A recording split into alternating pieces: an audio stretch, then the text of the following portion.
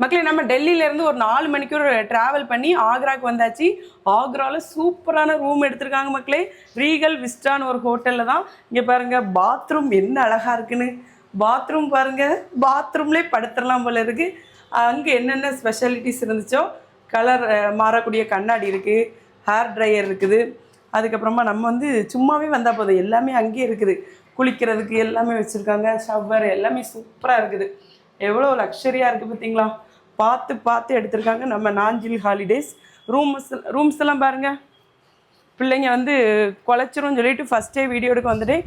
செம்மையாக இருக்குது மக்களே. மனசுக்கு அப்படி ஒரு ரிலாக்ஸாக இருக்குது.